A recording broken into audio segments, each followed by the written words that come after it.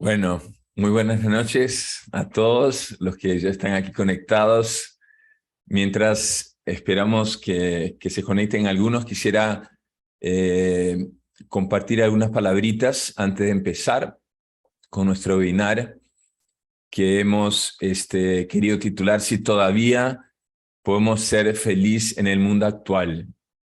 De hecho, aquí para este canal de Felicitas, este, es una gran alegría poder tocar este tema porque es una de las razones principales por las cuales hacemos todo el esfuerzo que hacemos en este canal, ¿no? Poder compartir la felicidad en un mundo que sabemos que eh, eh, no está propiamente ayudándonos a que seamos felices y más bien nos enseña caminos y sendas que nos llevan por un objetivo que nos aleja más que nos ayuda a ser felices. Y un poco este es el objetivo del webinar que vamos a tener ahora, tratar de poder compartir algunas reflexiones y profundizar, conocer un poco mejor qué es lo que está pasando actualmente en nuestra cultura. Felicitas es un espacio de encuentro, aquí estamos como amigos, creo que varios nos conocemos, por ejemplo, con Nilda, bueno, con Maxi ya nos conocemos ya hace algún tiempo, ya en ocasiones así académicas, ya algún día vamos a tomar un cafecito ahí en Arequipa. Este, y la misión de Felicitas es justamente ayudar y acompañar a las personas, generar estos espacios de encuentro para que sepamos y aprendamos a vivir el amor cristiano, que es la mejor manera para superar las dificultades cotidianas, siendo felices incluso en el sufrimiento, ¿no? Y para eso nos valemos de la psicología, con una mirada y con el aporte de la espiritualidad cristiana, y acompañando también a los matrimonios, familias, para que sepan tener las prioridades claras para que realmente sea la familia un ámbito, esa iglesia doméstica donde se pueda vivir el amor de Cristo.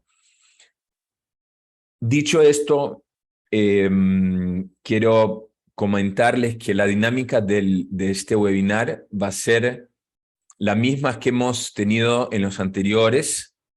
En el primero, hace ya algún tiempo, tuvimos la oportunidad de tener a Juliana Caxia y también un profesor encargado de formación de un colegio mexicano que nos hablaron de la ideología de género, de cómo hablar de género con los hijos.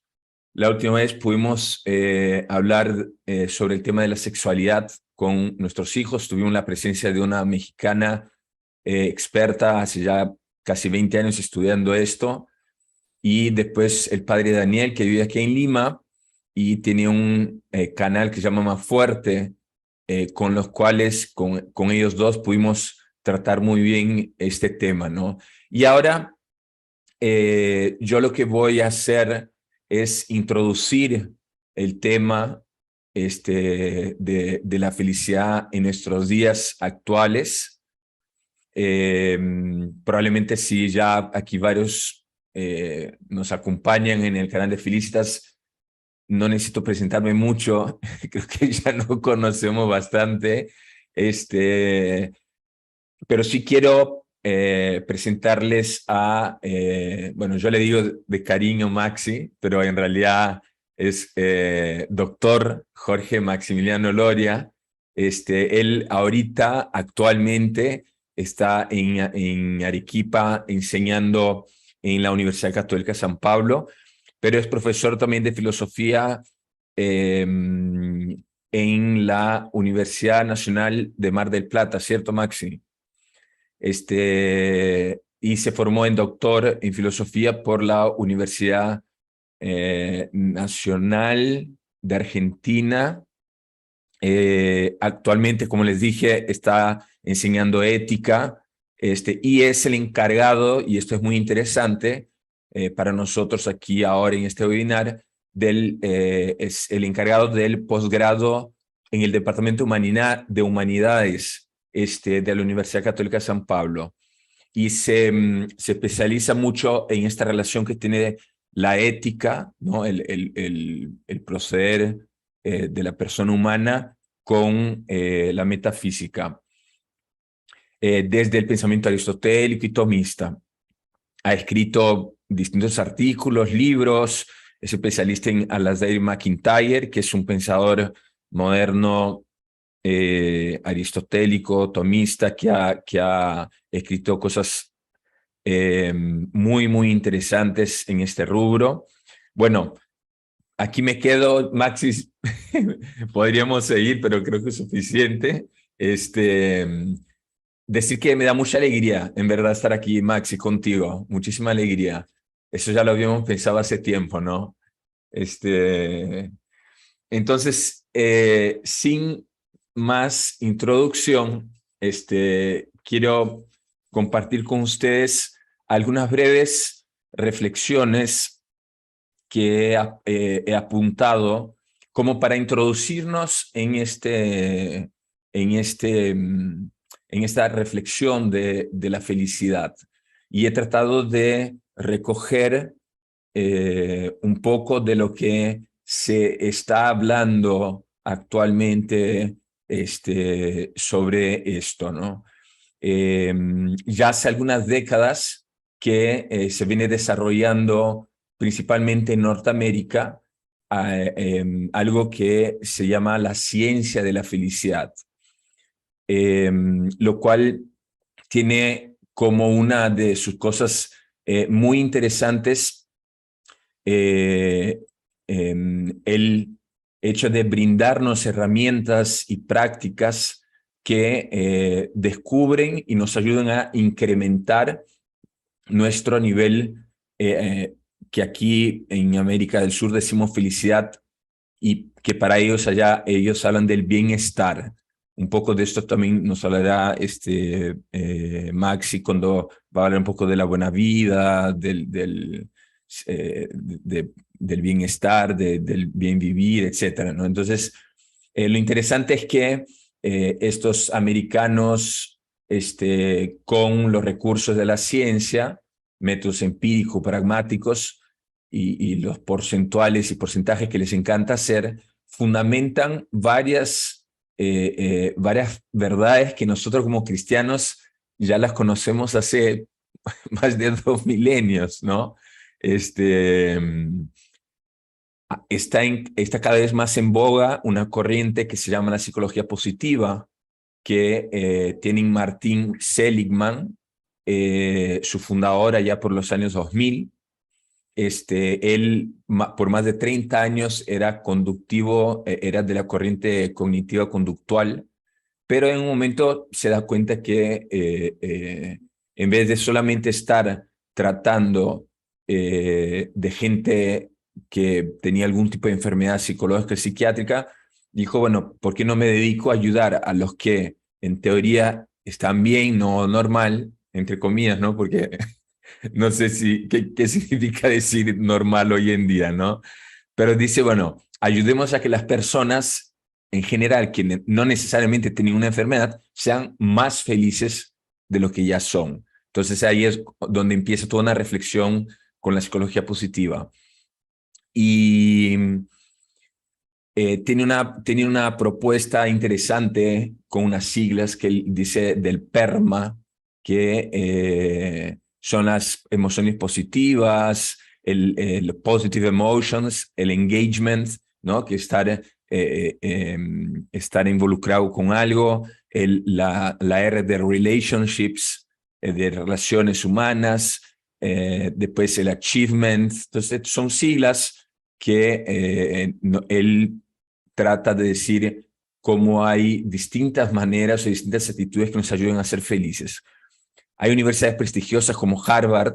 Ustedes pueden googlear Harvard 75 años felicidad y van a ver un estudio súper interesante que demuestra cómo una de las principales razones de la felicidad es y son las relaciones de amistad, lo cual es un denominador común en general para la psicología positiva, la logoterapia, las neurociencias, estas universidades prestigiosas, los gurúes que hay actualmente de la felicidad. Todos dicen que las relaciones de amistad son, es el principal ingrediente, así como la gratitud o la amabilidad, que en otras palabras, como les decía, no, en nuestra fe lo que queremos es el amar y ser amado, ¿no?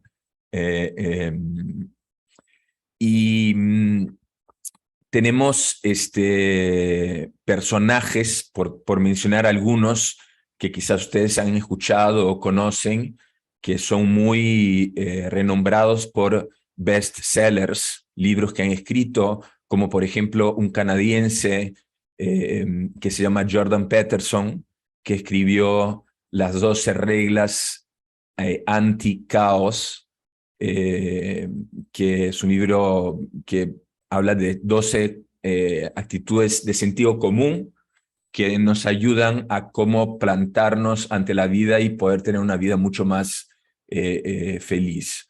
Es un personaje, es una persona que no es, digamos, creyente, pero dentro de su erudición se ha ido como que poco a poco acercando un poquito a la fe. Quizás han escuchado hablar de una psiquiatra española que se llama Marian Rojas Estapé, que también es alguien que está siendo súper hablada por dos libros que escribió, uno que es Cómo hacer que pasen cosas buenas, otro es Encuentra tu persona vitamina, habla mucho del cortisol, de las hormonas de la felicidad, que ahora les menciono. Otro que es muy conocido en el ámbito más laboral es un judío que también es de la corriente de psicología positiva, que se llama Tal Ben Shahar. Es un judío que aplica muchos de los principios de la psicología positiva en el ámbito laboral, que es interesantísimo, ¿no? También como para algún día poder tener un webinar solamente sobre eso.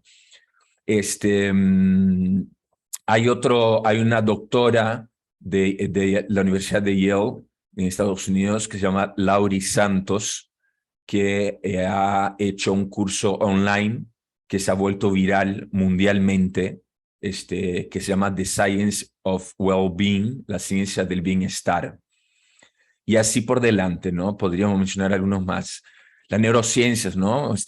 Con descubrimientos muy importantes como la acción del cortisol, que lo necesitamos, pero si estamos en una situación en la cual constantemente estamos en un estrés y tensión por el cortisol, que el motivo que tiene es que nos permita estar listos ante una urgencia o peligro, pero debido a toda la pandemia que hemos pasado y las distintas circunstancias de dificultad, eso ha sido una constante, ese cortisol a altos niveles que ha generado muchos problemas de salud, ¿no? Pero que por otro lado se habla de la necesidad de un buen descanso, los ejercicios para liberar la dopamina, la serotonina, la endorfina, que son las famosas hormonas de la felicidad.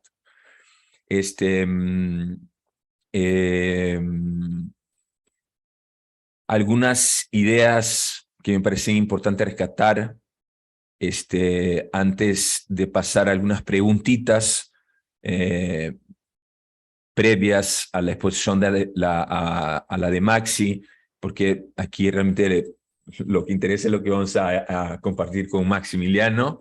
Yo simplemente estoy dando algunas ideas, alguna introducción, un poco del marco de lo que está pasando en general actualmente, ¿no? Quisiera hacer mención, aunque Maxi lo va a desarrollar con mucho más detenimiento, un fenómeno que vemos hoy en día que es una búsqueda espiritualista, diría yo, ¿no? Que es de un más allá, que se ve, por ejemplo, mucho, no es el tema, y creo que Maxi no lo va a tocar eso, pero ustedes deben haber escuchado esto de New Age, ¿no? La nueva era, que es algo que viene creciendo muchísimo, justamente por un hambre trascendente que tiene la gente, ¿no? Y por no buscarlo eso en la religión, que denota precisamente la clara ausencia de una vida de parte de gran parte de la población, de una vida religiosa, espiritual, etcétera, ¿no?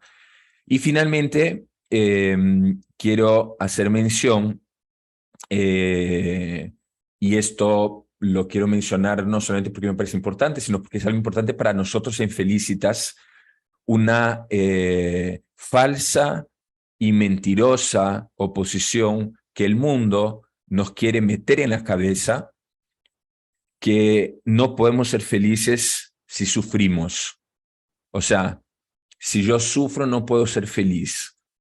Razón por la cual en general actualmente las personas hacemos, porque yo no me excluyo, muchas veces hacemos lo posible e imposible para huir y o compensar el sufrimiento a través de falsas felicidades, como son el placer de las diversiones, el tener y la plata y el comprar, el materialismo, hasta el poder, ¿no?, de ostentar un estatus, un prestigio social, estar por encima de los demás, etcétera, ¿no? Que saben muy bien, creo que todos los que estamos aquí, que más que hacernos felices nos alejan de la verdadera felicidad, y muchas veces, pensando en los jóvenes, son el camino más fácil, es el camino del facilismo, ¿no? Dígase la tecnología con la red social, la realidad virtual, que en vez de conectarlos a la realidad, cada vez más los desconecta de una búsqueda auténtica por la felicidad, haciendo lo que me da la gana, ¿no? Moviéndome por mis caprichos, creyendo que porque me siento bien, soy feliz, ¿no? Pero bueno, eh, sabemos que solamente la verdad y la bondad nos puede realmente hacer felices, y lo cual descubrimos de manera excelentísima en el Señor Jesús, que es quien finalmente nos da un sentido al sufrimiento. Hasta aquí me quedo yo, y quizás hay alguna pregunta, alguien que quisiera hacer algún comentario, alguna inquietud, antes de pasar con mi amigo Maxi, tengan toda la libertad de levantar la mano o si no escribir por el chat, como quieran, de algo que haya dicho ahora.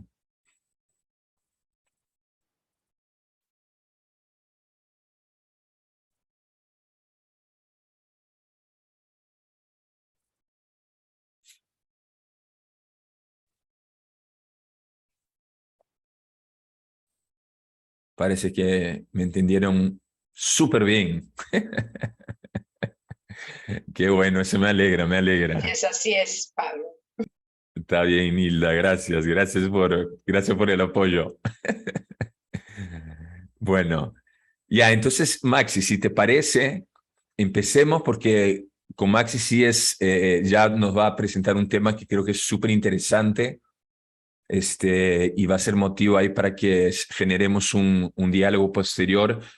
No he querido entrar, ustedes todos los que están aquí mandaron varias preguntas en el formulario de inscripción, no he querido ahorita meterme porque mejor escuchemos a Maximiliano y ya después ya podemos ir metiéndonos a las preguntas, ¿no? Maxi, te paso la pelota, la cancha es tuya. Bueno, mil gracias, Pablo. Gracias a todos los que nos acompañan. Como vos decías, los vínculos de amistad son una de esas cosas esenciales de la vida que hacen de la vida buena. Y bueno, en este sentido yo le agradezco al Señor que la providencia nos haya topado en este camino que compartimos por procurar vivir la felicidad y darles herramientas a otros para que también se encaminen en esta senda, ¿no?, del florecimiento humano. Yo pensé mi exposición en un par de puntos. En primer lugar, responder brevemente a esta idea de si se habla mucho de la felicidad, ¿por qué ocurre tan frecuentemente que no somos felices? En segundo término, voy a describir también muy brevemente la concepción de felicidad que es dominante en nuestra cultura. Y luego de eso, lo que voy a intentar hacer es brindar, por un lado, la respuesta propia de la fe y después de la respuesta propia de la fe, ahondar en la respuesta que nos puede proporcionar tanto la ética filosófica como el sentido común, dando en algún sentido algunos tips que nos permitan entender qué es esto de la felicidad y cómo procurar vivirla. Comienzo entonces con la primera pregunta, ¿no? ¿Por qué ocurre, al menos frecuentemente, que no somos felices? Y aquí me gustaría distinguir entre una dimensión de carácter subjetivo y otra de carácter objetivo, aunque ambas ponen de manifiesto que la felicidad es un bien, el bien supremo, pero un bien de carácter sumamente arduo, ¿no? Es decir, no es un bien a la mano. Objetivamente hablando, es innegable que esta vida es dura, que estamos permanentemente amenazados por el sufrimiento, la incertidumbre, el sinsentido, la pandemia, la guerra, la pobreza, nos han hecho tomar plena conciencia de estas realidades. Es decir, estamos casi todo el tiempo permanentemente abocados a sobrevivir y nos queda quizá poco espacio para la búsqueda de la vida buena. En otros términos, la vida nos pone constantemente a prueba y si no desarrollamos virtudes tales como la paciencia y la fortaleza, lo más probable es que las realidades dolorosas en algún sentido nos pasen por encima. Por otro lado, en el plano subjetivo, también es cierto que no nacemos así con un manual de instrucciones sobre cómo vivir y llegar a ser felices. Frecuentemente la experiencia es, como dicen, ese peine que nos dan cuando ya nos quedamos pelados, ¿no? En este sentido, cuando se proclama que hay una ciencia de la felicidad, se nos quiere decir que ese manual de instrucciones parece que está, que la filosofía, la literatura, la religión, y como vos también mencionabas, Pablo, la ciencia, han podido establecer algunos principios comunes que en la medida que no solamente los comprendamos, sino que también procuremos asumirlos, llevaremos una vida más serena, más lúcida, más sabia. Claro que una cosa es conocer el manual de instrucciones y otra muy distinta ponerlo en práctica. ¿Por qué? Y bueno, porque cada vida es única y en este tipo de cosas no existen recetas infalibles. En síntesis, una primera respuesta a la pregunta de por qué no somos felices es que la felicidad no es sencilla, aunque tampoco es imposible, y en todo caso, obviamente tenemos que intentarlo, pues el logro de la plenitud personal y la búsqueda del bienestar de aquellos que están a nuestro lado, de aquellos que amamos, es lo más importante que debemos procurar. Por lo tanto, este tipo de encuentros procura brindar herramientas para que todos comprendamos cómo dar esta batalla por la felicidad. Pero obviamente no nos desanimemos si muchas veces experimentamos el cansancio, pues es verdad que frecuentemente marchamos en el desierto, sin una brújula definida que nos indique dónde está la salida. Repito, la vida humana es objetivamente dura, por este motivo, como hablábamos recién, los buenos compañeros de ruta, los amigos, son una de las cosas más importantes que podemos tener a nuestro lado. Hasta acá esta primera respuesta a la pregunta de por qué frecuentemente sucede que no somos felices. Y bueno, porque no es sencillo. La felicidad es el bien supremo, pero también es un bien arduo, y por ende necesitamos una buena teoría de la vida, y por buena me refiero a una teoría verdadera, que ilumine nuestra praxis.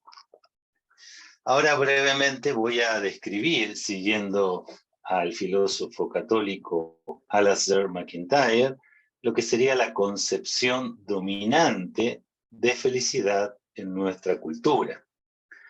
Nuestra cultura tiene su propia concepción de felicidad que puede resumirse del siguiente modo.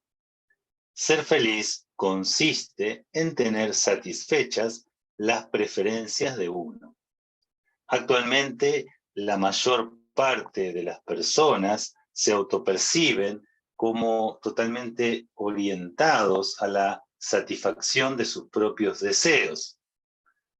Hoy se habla mucho de autorrealización y generalmente se asocia esta idea a algo que vos mencionabas, Pablo, es decir, al hecho de tener emociones positivas. A su vez, los sentimientos placenteros, sobre todo, resultan de poder satisfacer, casi a como de lugar, nuestros deseos. Paralelamente, se da por sentado que, digámoslo así, no existe, ¿sí?, un orden objetivo de bienes, sino que cada individuo puede priorizar los gustos a su antojo. Es decir, no se cree en la existencia de un orden objetivo de bienes que el ser humano está llamado a alcanzar. Por ejemplo, Aristóteles ya decía que existen 3 tipos de bienes: los bienes del alma, los bienes del cuerpo y los bienes exteriores, y que todo debía subordinarse al cultivo de los bienes del alma. En el presente se relaciona a la felicidad con una mera percepción subjetiva, el sentirse bien con uno mismo, el disfrutar de la vida y también aspirar a que ese estado permanezca el mayor tiempo posible.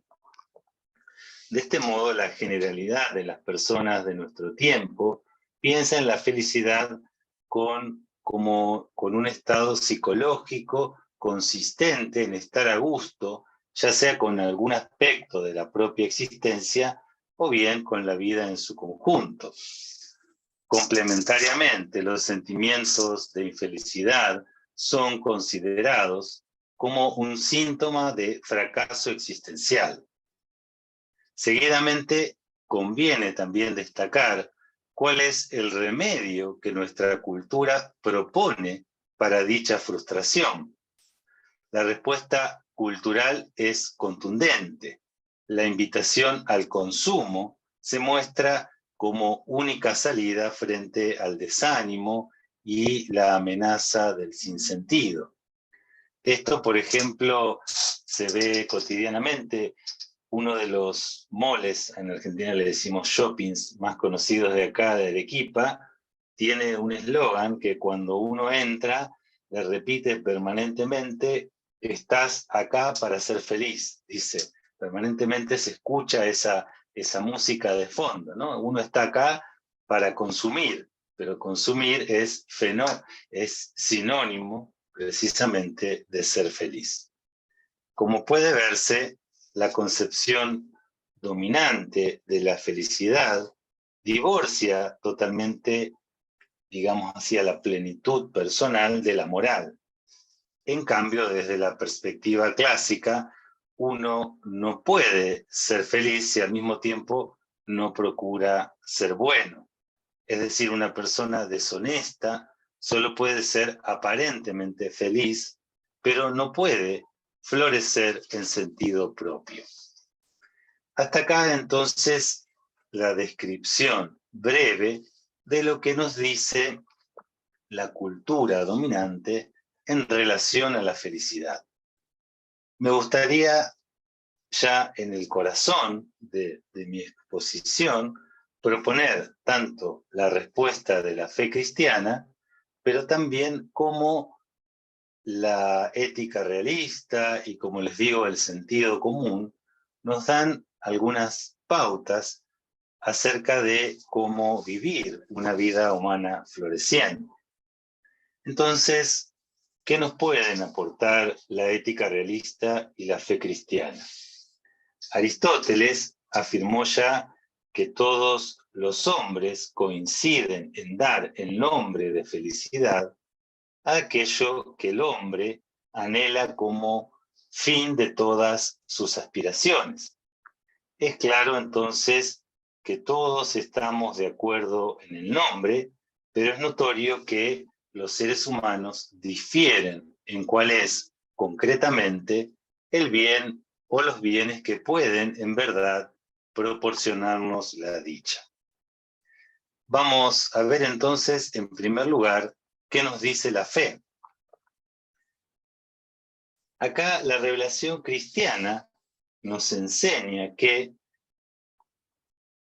en algún sentido el hombre tiene un destino paradójico, es decir, el hombre se encuentra naturalmente orientado a un fin de carácter sobrenatural, es decir, está naturalmente llamado a obtener un bien que es superior a sus fuerzas y que no puede sino ser alcanzado con el auxilio de la gracia y de la fe. Dicho fin, en términos religiosos, teológicos, consiste en la visión de Dios, en la posesión de un bien de carácter infinito. Ven, como decía San Agustín, nos hiciste Señor para ti, y nuestro corazón andará inquieto hasta que descanse en la posesión de ese bien infinito. Acá se trata de un conocimiento cara a cara, face to face, digámoslo así, del ser divino, solo posible de ser alcanzado en la vida futura. Pero se hace imprescindible, antes de avanzar, una breve aclaración. El conocimiento de Dios, que puede proporcionarnos una felicidad plena, no es el mero saber abstracto de su existencia y de sus atributos, sino la visión del propio Dios y la unión de amor con Él. ¿Por qué? Bueno, porque obviamente nadie es plenamente feliz con la posesión de una idea, aunque se trate de la idea, como decía San Anselmo, del ser mayor que lo cual nada puede ser pensado. Por este motivo, el conocimiento abstracto de Dios que nos aportan la filosofía y la teología humana no pueden hacernos totalmente felices en esta vida.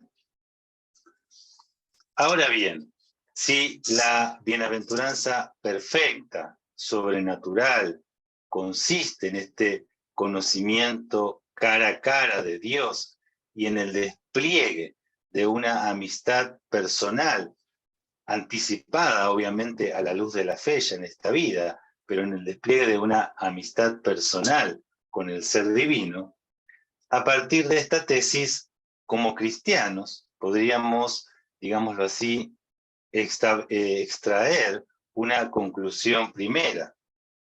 Una de las cosas, entonces, que más puede brindarnos felicidad en este mundo es la amistad anclada en la virtud con otras personas que procuren conocer y amar a Dios y consiguientemente nos acompañen en esta empresa de la búsqueda de la plenitud personal, de la santificación en términos cristianos. Obviamente, más allá de este principio, es evidente que en esta vida, a no ser que seamos monjes de clausura, digámoslo así, uno no puede pasar todo el día junto, aunque sea junto a otros, conociendo y amando a Dios. Nuestra vida concreta se despliega en múltiples áreas: familia, trabajos, amigos, esparcimiento, compromisos comunitarios. Y los bienes a los que debemos atender en ella son múltiples y, como todos sabemos por experiencia, muchas veces colisionan entre sí. Por ejemplo, mis compromisos con la comunidad o con una práctica vocacional concreta, en ocasiones pueden atentar contra mis deberes familiares, o el vínculo con mis amigos puede verse perturbado por las exigencias de mi trabajo. Por estos motivos, resulta imprescindible profundizar en aquello que la ética filosófica nos dice acerca de la perspectiva de la dicha propiamente humana. La ética realista, que tiene, digámoslo así, en Aristóteles, en Tomás de Aquino y en el mencionado MacIntyre como filósofo contemporáneo, sus representantes más destacados, sin negar el destino trascendente del hombre, sostiene que hay un fin último, un telos, se dice en griego, específicamente humano, susceptible de ser alcanzado en esta vida.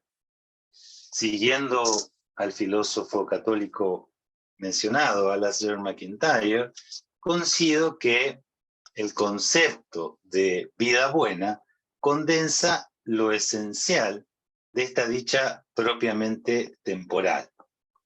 Sin embargo, ya desde ahora conviene recordar dos convicciones.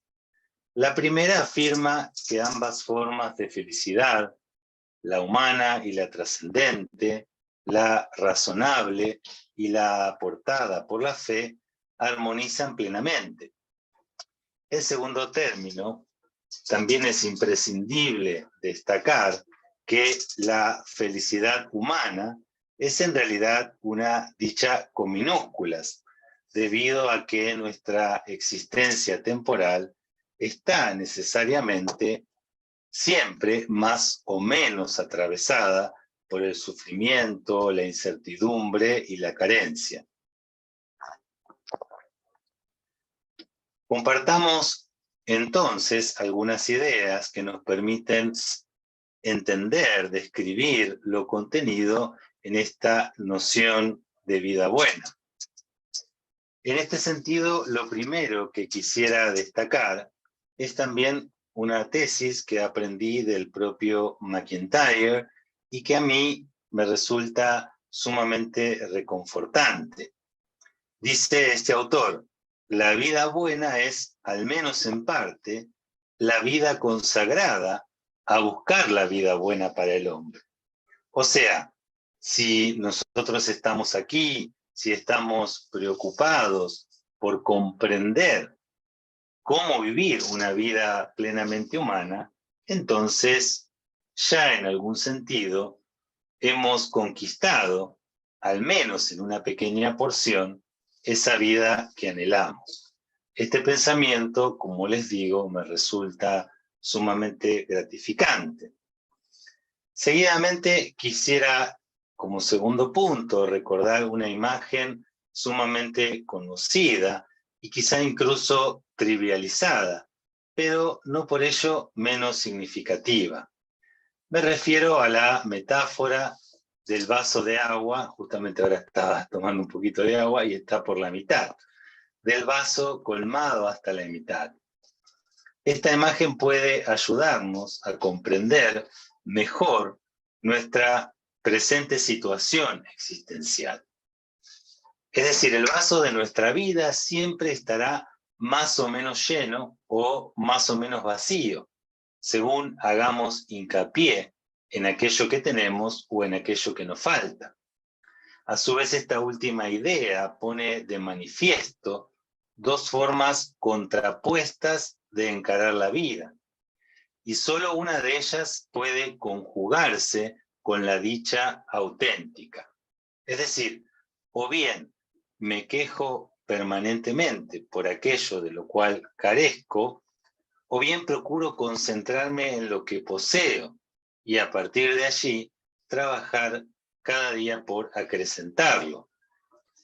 Obviamente no se trata de negar el hecho de que hay cosas que sería bueno y lindo tener, ¿no? Sería, no sé, lindo ser más lindo, sería genial tener más ingresos económicos, etc.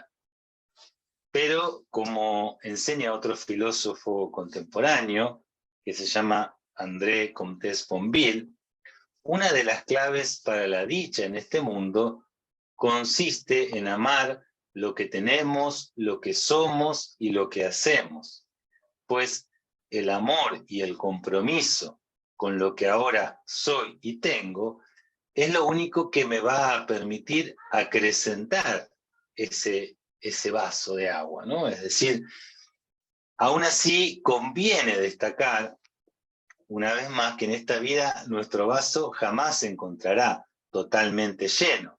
¿Por qué? Y bueno, porque ninguno de los bienes finitos puede en verdad saciar plenamente nuestro apetito. Como decía parafraseando a San Agustín, solo un bien infinito puede colmar los anhelos más profundos de nuestro corazón.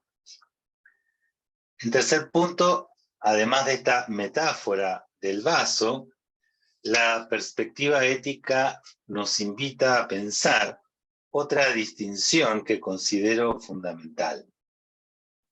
Una cosa es sentirse feliz, la emoción positiva propiamente dicha, y otra muy diferente, la convicción de que uno está conduciendo su vida por la senda del florecimiento.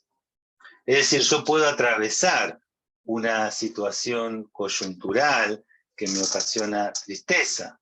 Por ejemplo, el hecho de que sin negligencia alguna de mi parte me hayan despedido de mi empleo.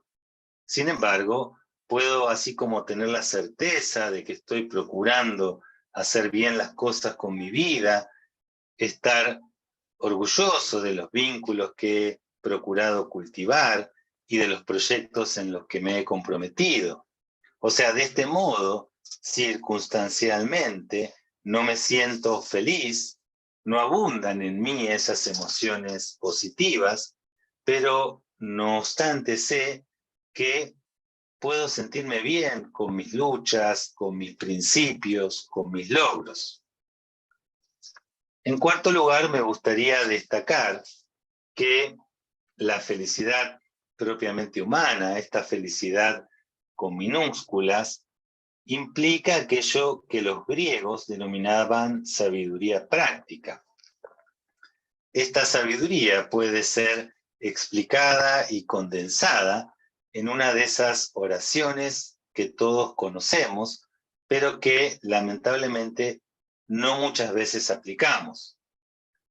Seguramente recuerdan esa oración en la que pedimos a Dios distinguir claramente entre aquellas realidades que, aunque sea trabajosamente, sí podemos modificar y las otras situaciones que, aun cuando nos gustaría cambiar, en absoluto dependen de nosotros.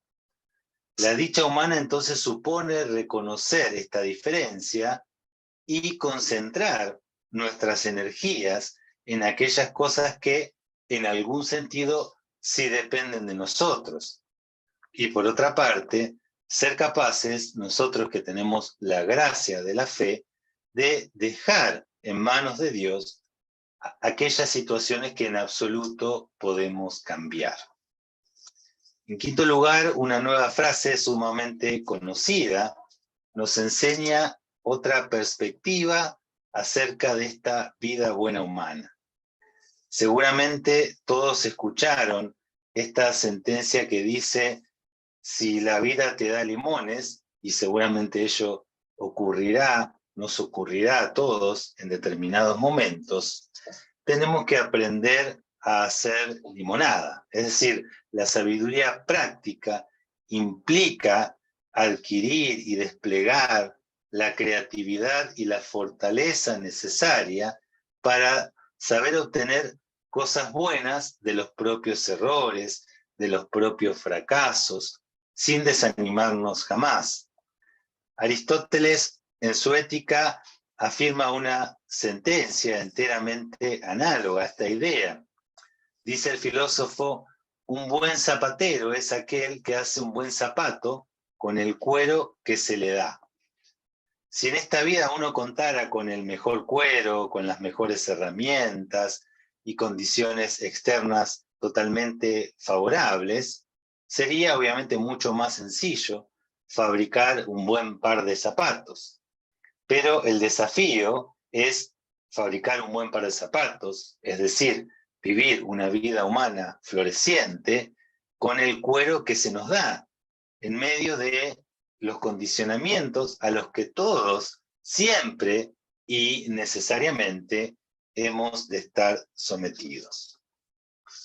Otro aspecto fundamental, y ya voy terminando como para no excederme del tiempo para las preguntas, que frecuentemente se olvida en nuestra cultura de carácter narcisista, es el hecho de que la vida buena implica consagrarse a un proyecto de bien común que trascienda al propio yo. Las personas más felices no son aquellas que están mirándose permanentemente el propio ombligo, que juegan todo el día al yo-yo.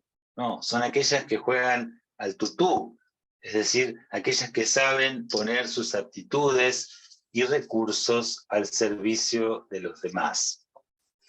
Finalmente, y retomando un poco las ideas del comienzo, conviene tomar conciencia de una realidad que a veces no tenemos presente. Es decir, la vida humana en algún sentido nos queda grande. Es decir, lo que yo los invito es también a no obsesionarnos con pretender estar al día con todas las cosas. Todos tenemos a diario la experiencia de acomodar un aspecto de nuestra existencia, por ejemplo, lo propiamente familiar, al tiempo que otra dimensión, a saber, por ejemplo, lo vinculado con el trabajo, se nos escapa de las manos. Y en este sentido, la vida buena implica aprender a convivir en un contexto de paz interior con estos desbarajustes, lo cual no significa, digamos, de dejar de procurar la excelencia en todo lo que hacemos. Bueno, habría más ideas, pero no sé, creo que ya estoy con el tiempo, Pablo. Perdón si me pasé algunos minutos. Muchas gracias, Maxi, por todo. Está bien, creo que muy clara la exposición. No sé si de los que estamos aquí, alguien tiene alguna pregunta que quisiera hacer, alguna inquietud, alguna duda. Yo tengo algunos comentarios, Maxi, que quisiera hacer, pero a ver si alguien se anima con alguna pregunta. Si no, yo sí me gustaría hacer unos comentarios que me iluminó mucho lo que dijo Maximiliano. Ya, entonces aprovecho, Maxi. Hago algunos comentarios como como que un diálogo así con lo que has dicho, porque me parece que has dicho muchas cosas muy interesantes. A ver, primero,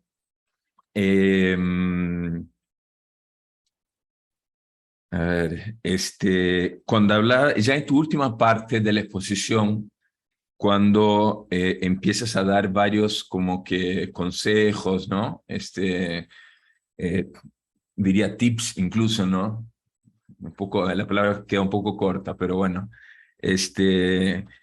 cuando hablas de entender nuestra vida, cuando hablaste del vaso, medio vacío, medio lleno, ¿no? Ahí veo clara una actitud, el que se queda en el vaso medio lleno, aquel que se hace la víctima, ¿no? La persona que siempre se está justificando, que no puedo esto, porque por qué me sucedió esto y por qué la vida no me deja, ¿no? Y en cambio, la otra actitud que tú muy bien subrayaste es la del protagonista, ¿no? El que sabe que tiene que trabajar con lo que tiene, ¿no? Y no solo eso, sino que la otra, creo yo, actitud fundamental para la felicidad es la de la gratitud, porque aunque no tengamos el vaso lleno, lo que ya tenemos de lleno, sea la mitad, sea un tercio, sea dos tercios, sea lo que sea, ya es un don, ya es un regalo que tenemos por el cual tenemos que agradecer. Este, y luego hablas de la vida buena, ¿no? Como se entiende hoy en día, ¿no? Una vida linda, maravillosa, sin problemas, no sé qué. Eh, que no necesariamente soy feliz por eso, y en cambio a veces puedo estar despedido, sin empleo, pero prácticamente, o sea, moralmente me estoy esforzando por ser una buena persona, entonces eso me desarrolla y me hace feliz. Y aquí creo que una noción importante es de la crisis. A veces pasamos por crisis en nuestra vida, entendiendo la crisis desde la concepción griega como cambio, ¿no? A veces pasamos por cambios en nuestra vida que son muy difíciles, que nos originan mucho sufrimiento, pero pueden ser una ocasión de mucho crecimiento y mucha madurez. Y para no extenderme más, eh, me pareció interesante, muy interesante cuando dijiste de la sabiduría práctica, de aceptar lo que no podemos cambiar, que me hizo recordar a Viktor Frankl, ¿no? La logoterapia, cuando él, una, en los valores que él tiene de creación, de experiencia y el valor de actitud, es cuando tenemos una realidad que no hay nada que hacer. Acuérdense que él estuvo en el campo de concentración, pero tenía la actitud personal de darle un sentido a su vida, ¿no? Frente a una realidad trágica que vivía, ¿no? Y lo de la limonada me pareció muy, muy sugerente, lo de la limonada, que me parece muy realista, extremadamente realista. A veces yo creo, y entiéndeme bien por favor esto, porque lo digo así con mucho cariño, a veces nosotros buscamos una felicidad que es casi una utopía, o sea, una felicidad idílica, ¿no? En la cual todo va a ser como si fuera un cuento de hadas, ¿no? Aunque ya ni esos dibujos existen hoy en día, ¿no? De Walt Disney, ojalá todavía existieran, pero ya ni eso existe. Pero a veces creemos que existe una felicidad así cuando no existe una felicidad así. O sea, la vida no es un color de rosas, ¿no? Es imposible eso, ¿no? Entonces, saber ser realista y saber ser feliz con lo que uno tiene y le toca y agradecer por lo que tiene y le toca. Y termino con esto porque estuve en unas charlas ahora último que me iluminaron mucho en cuanto a que las relaciones que dijiste entre nosotros, no solamente un yo, sino un tú, pero yo añadiría, si me permites, Maxi, nada más decir que es un yo-tú abiertos a un yo mayúsculo, un tú mayúsculo que es Dios, porque si nosotros no decimos hermanos, es porque tenemos un Padre, ¿no? Que es Dios. Entonces, mi relación, por ejemplo, con Maxi, ya no es solamente mía con Maxi, sino es yo que tengo mi relación con Dios, que me acerco a un tú. Entonces, siempre nuestras relaciones humanas, nuestras relaciones como personas, siempre son triales, es decir, brotan de la misma Trinidad. Y eso me parece muy importante, ¿no? Pensando, por ejemplo, en los matrimonios, que a veces como los matrimonios terminan eh, eh, no es el tema ahora, será otro webinar, pero por muchas rencillas y conflictos y no sé qué, se va como que desgastando el amor porque necesita nutrirse de ese tercero, por decir de alguna manera, ¿no? Que es la comunión, ¿no? Pero bueno, me quedo porque lo interesante es que podemos escuchar a los demás, pero es que en verdad me suscitaste muchas cosas, Maxi. Ahí está Diana, que quiere decir, Diana, bienvenida, te escuchamos, Diana. Hola, buenas noches. Quería hacer una pregunta porque yo veo que hoy en día está mucho esto del amor propio, como uno amarse uno mismo y primero yo y todo el hedonismo que hay. Entonces, podría ser posible que eso se contraponga realmente a la felicidad en el mundo actual, porque como que muchos nos bombardean con, no sé, cultivar de repente una perfección corporal, una perfección en las relaciones, o sea, hay como todo un estándar y donde la persona tiene que ponerse uno mismo, como si ya no hubiera lugar para cumplir con el resto, ¿no? Y también, no sé si me estoy dejando entender la pregunta, pero es como que quisiera entender cómo es que eso es verídico, eso del amor propio, en dónde tiene lugar en eso de la felicidad, ¿no?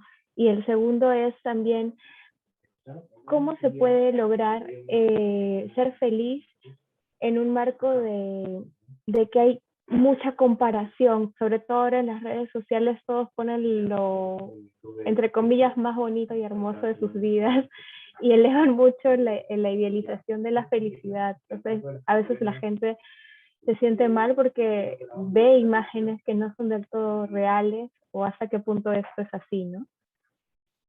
Te dejo la respuesta, Maxi. Bueno, lo vamos haciendo entre los dos, si te parece.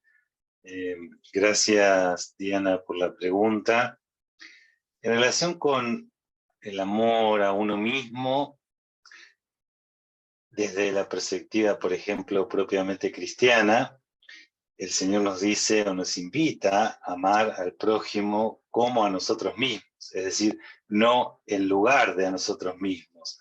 Lo que pasa es que el amor propio es algo natural y el amor a los demás, a los que vemos como otros, exige, por ejemplo, el despliegue de una virtud, que es la virtud de la justicia.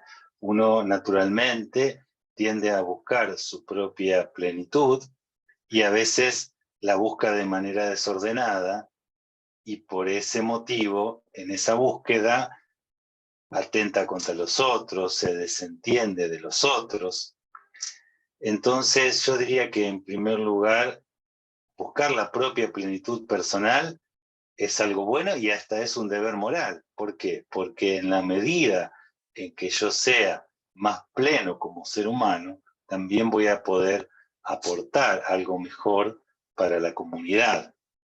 Por otro lado, nosotros no somos individuos, sino como somos seres esencialmente miembros de diferentes comunidades. Y ese compromiso esencial que tenemos con diferentes comunidades exige, en términos morales, a veces el autosacrificio. Por ejemplo, como papá, yo en algunas circunstancias voy a tener que descuidar mi descanso, mi gratificación personal por buscar el bien, la seguridad, la salud de mis hijos. Y eso, esa entrega de personal de amor, también contribuye a mi autorrealización. Entonces, yo diría que uno tiene que, le doy la palabra a Pablo, buscar la propia plenitud personal, pero a su vez ver esa plenitud personal como un medio para contribuir a un proyecto que nos trasciende. Sí, yo nada más complementaría lo que dice Maxi, que me parece excelente lo que dijo, que, a ver, yo creo que la pregunta que haces, Diana, que parecería que tiene dos partes, que es ese amor propio y después esa relación con los demás, que hoy en día parece que siempre es una comparación. Nosotros, si tenemos que no lo hemos tocado mucho ahora, ¿no? Pero es un concepto fundamental para entendernos, que es la noción de persona.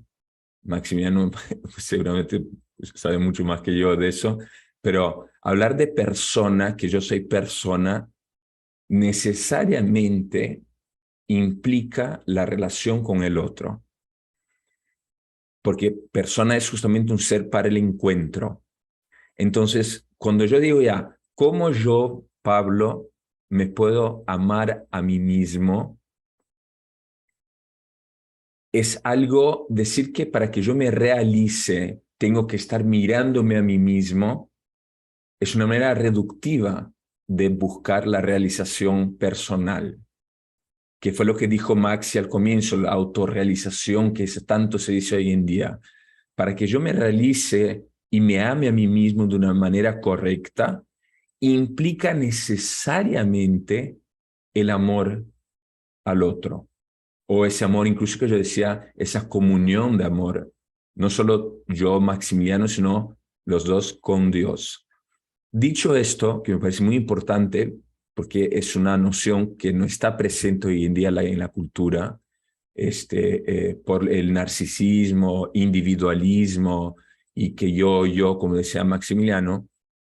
Dicho esto, también es necesario tener en cuenta que cómo yo, Pablo, me puedo entregar más a la otra persona, amar a la otra persona, en la medida que, y aquí introduzco otro criterio, otro concepto, que me autoposeo, que soy dueño de mí mismo, que me conozco, que estoy en contacto con mi corazón, con mi interior. Una persona que no se conoce, que no está en contacto consigo misma y por lo tanto no se puede amar porque no se conoce, ahí también recurro al santo que tanto lo ha dicho Maxi, a San Agustín: el que no ama no conoce, y cuanto más conoce, más puedes amar, y cuanto más ama, puedes conocer. Este, si no hay ese conocimiento propio y ese amor propio, pero rectamente entendido, yo no tengo cómo amar al otro. ¿Por qué? Porque si yo no me poseo, mira, sentido común, nadie da lo que no tiene. Si yo no me poseo, pero en el sentido de conocerme, ¿no? Estar en contacto con mi mundo interior, no me puedo encontrar con el otro. Y termino con esto, porque diría Maxi haciendo apuntes, probablemente está apuntando, queriendo decir cosas. Este, eh, Estamos en un mundo en el cual todo como que nos tira, nos jala hacia afuera, ¿no? Las películas, la diversión, y incluso cosas buenas, ¿ah? Trabajo, responsabilidades, los servicios y eso. Y todo el tiempo estamos hacia afuera, hacia afuera, hacia afuera. Y como que no tenemos el tiempo a veces de, eh, eh, mira, y sin miedo lo digo, ¿ah? De tener un momento de meditación, que nosotros cristianos, en otras palabras, es oración, ¿no? Para entrar en contacto con uno mismo y poder encontrarse con el otro.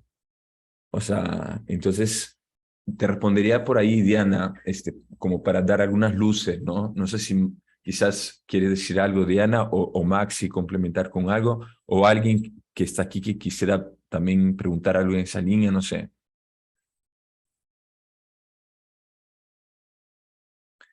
A ver, ahí, Maxi, mira, justo a alguien que está diciendo ahí, alguien que no es capaz de perdonar puede amar a la otra persona, eso por la idea que tanto se divulga del amor propio.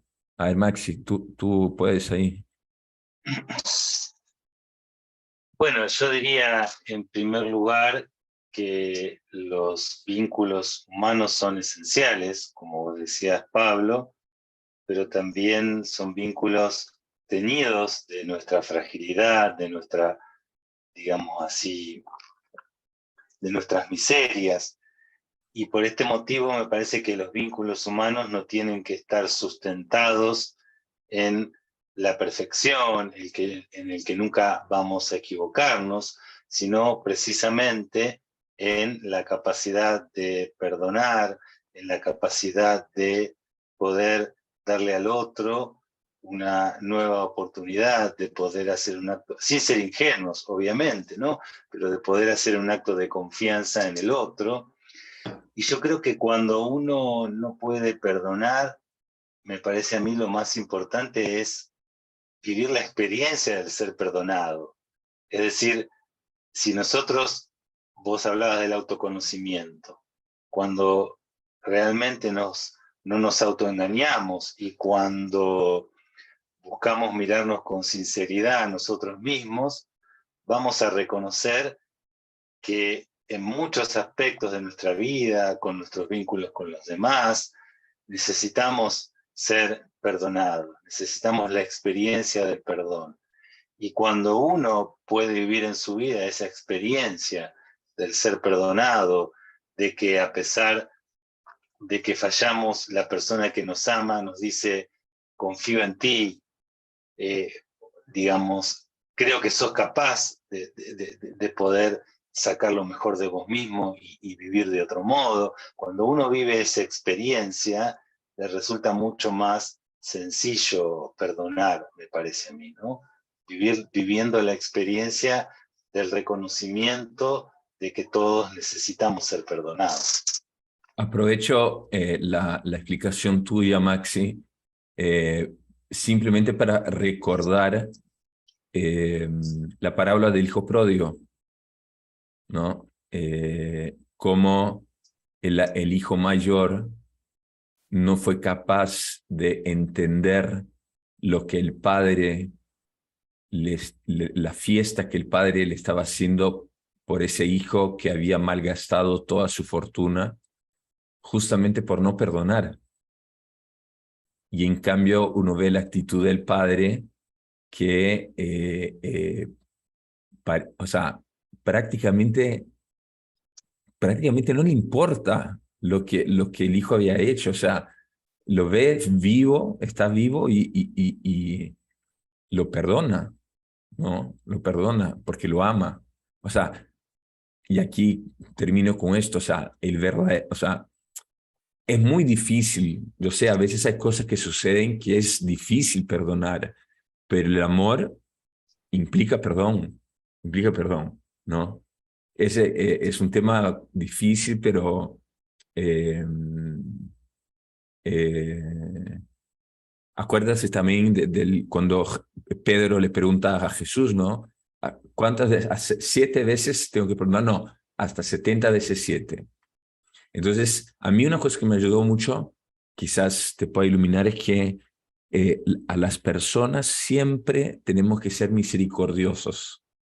Siempre hay que perdonar a las personas. A los hechos, lo que esa persona pudo haber hecho, eso sí hay que juzgar y hay que decir, ¿eso está mal o está bien? Hay que decir si está mal o está bien. Y ahí entonces también entra en cuenta el arrepentimiento, la corrección fraterna, ¿no? Porque claro, si tú solamente dices, hay que perdonar, perdona, olvida, no, o sea, ¿dónde está la justicia, ¿no? Del hecho, ¿está bien o mal? Y más allá de la justicia del hecho que está bien o mal, está la misericordia hacia la persona y que si tú realmente vives esa caridad con otra persona, tú incluso buscas su arrepentimiento y buscas la corrección fraterna, que van de la mano con el perdón, ¿no? Pero normalmente hoy en día muy poco se habla sobre eso, ¿no? Y Ahí, perdón, Pablo, dale. rapidito, pero creo que también una de las cosas más maravillosas del cristianismo es esto que dice el Señor cuando nos dijo, con la vara que midan serán medidos, ¿no? Uh-huh. Entonces, es como que yo hasta me pongo contento cuando encuentro algo que perdonar, porque digo, bueno, voy a perdonar porque sé que voy a de ese modo recibir mucho más el perdón del Señor, porque reconozco que aún buscando la excelencia moral, aún procurando hacer lo mejor de mí, me doy cuenta de que muchas veces incluso al día hago cosas que por ahí no son acordes con lo que el Señor nos pide. Entonces, bueno, es como cuando alguien me hace algo, digo, bueno, genial, tengo la oportunidad de perdonar y es como que puedo bajar mi cuenta en algún sentido. No, pero eso del cristianismo me parece maravilloso, ¿no? Que nos dice, bueno, mirá, con la vara que vos midas vas a ser medido. Así es, así es. Bueno, Maxi, yo no sé si alguien tiene alguna preguntita más, si no, nos vamos quedando por aquí. Agradezco la participación de todos. Les recuerdo nada más, pueden seguir nuestras redes en Instagram, en fanpage. Mañana vamos a tener en Instagram un cafecito muy simpático. Les invito a las 8 también. Y el sábado vamos a tener por Facebook, por la fanpage de Felistas, otro programa bien interesante, un Entre Amigos, con un psicólogo que va a hablar justamente de qué está diciendo actualmente la psicología moderna sobre la felicidad. Va a completar un poquito de ahí lo que estamos hablando hoy día. Pero bueno, gracias a todos. Maxi, muchísimas gracias. De No, verdad. gracias a vos por la invitación y, bueno, permitirme compartir esto que, bueno, poco a poco me dedico a estudiar, a comprender y a procurar vivir. Qué bueno, está bien, Maxi, Nilda, cuídense todas y Indira, todos. Nos vemos para la próxima. Gracias Maxi, gracias Pablo. Chao, chao. Cuídense todos. Hasta luego, que Dios los bendiga. Gracias, chao, Chao, chao. Maritere.